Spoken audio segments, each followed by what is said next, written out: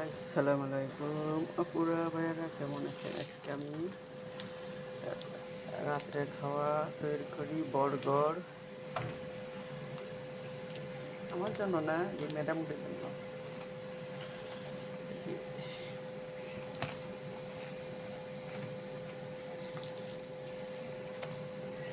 ডুবা তেলে ভাজলে ভালো হয়, ডুবা তেল দিই নাই, অল্প সামান্য তেল দিচ্ছি। আজকে বাসায় তেল নাই, এই জন্য সামান্য তেল। বাসায় তেল নাই, এই জন্য সামান্য দিচ্ছি, ডুবা তেল দিই নাই। বর্গর ভাজি, সাথে আছে